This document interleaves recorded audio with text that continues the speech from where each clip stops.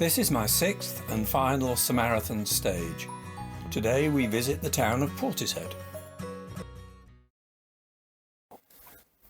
My route starts at the Portishead Yacht and Sailing Club.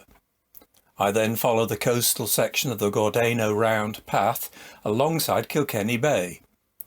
I pass by the marine lake towards the open air pool and Portishead Point, otherwise known as Battery Point. My route continues along Woodlands Road, emerging at the Royal Hotel, the pier and the RNLI station. Finally, I cross over the marine lock gates and proceed onto a grassed area known as the Ashlands. The Portishead Yacht and Sailing Club is located at the quaintly named Sugarloaf Bay. Before the RNLI was established in the town, rescue boats were launched from here. The oblong structure on the beach was a Victorian bathing pool, replenished by the tide. Now it contains mostly rocks. Having walked clear of housing, I launched the drone. Looking down and back, the Yacht Club's boat stores and its slipway are easy to see.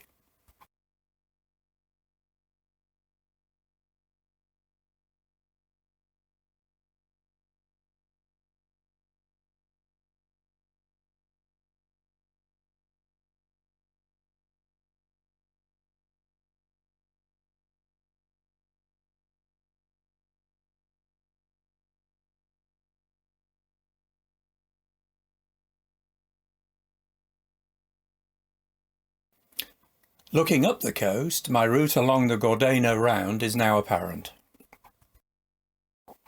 I know from experience that the Windmill Inn provides extensive views out over the estuary.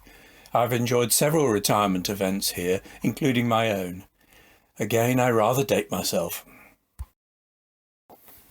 I'm somewhat surprised that the Esplanade Road has been closed, perhaps to prevent camper vans parking here overnight.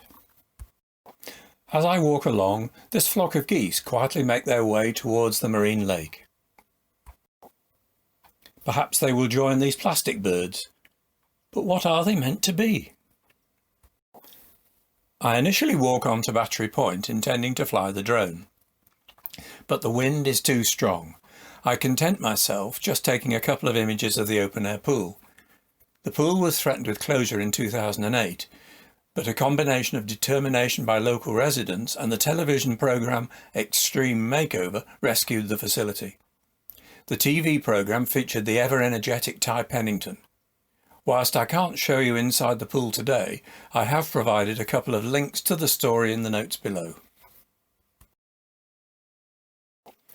A fort was once built here on Battery Point and was used during the English Civil War when the town supported the Royalists, but surrendered to Fairfax in 1645. The Second World War saw the establishment of guns here. Now it is the location of this monument provided by the Merchant Navy Association.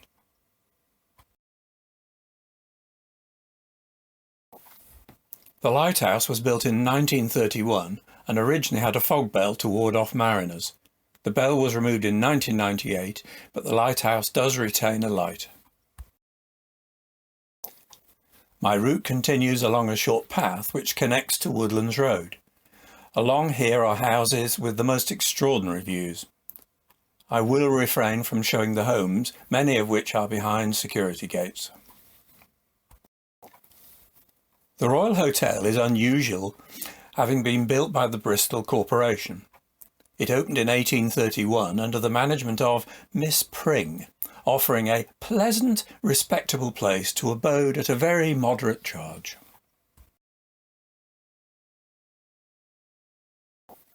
The Portishead Lifeboat Trust was established as a charity in 1995. After significant fundraising, the RNLI adopted the service in 2015, becoming their 238th station.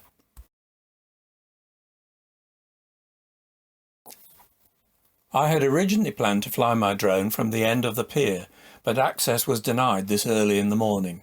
I thus continued crossing the marina over this lock gate.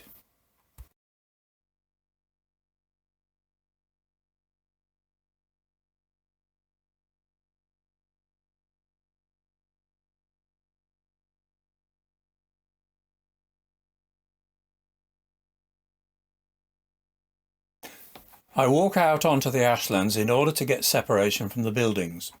As the drone rises, the extent of redevelopment is very apparent.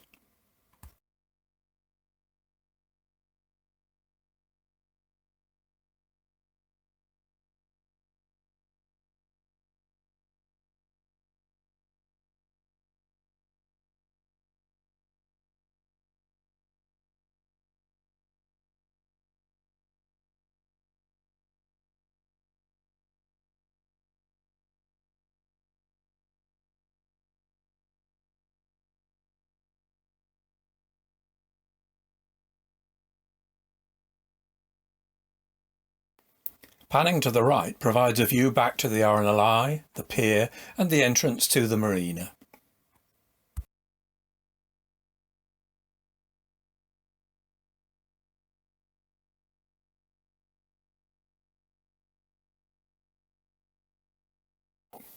It's difficult to imagine that Marina was once the location of two coal-fired power stations, the first starting operations in 1929 and the second in the early 1950s.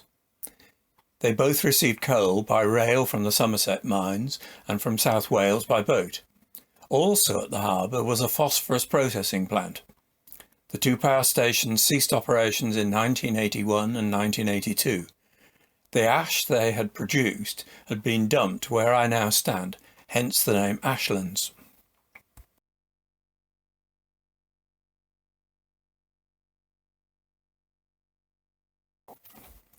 The ashlands have now become a wildlife area with several ponds.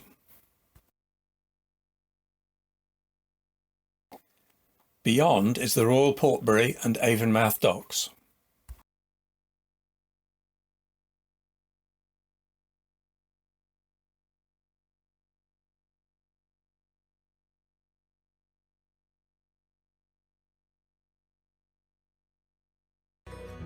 Recovering the drone concludes this walk and indeed my Samaritan. I hope you've enjoyed exploring the North Somerset coast with me. The amount of money that you've donated has been extraordinary and a great motivation. Samaritans receive contact from people who are often in great distress. For various reasons they have found life incredibly tough. On behalf of the Weston-super-Mare and North Somerset branch, I offer my sincere thanks. Thank you for your interest and for joining me.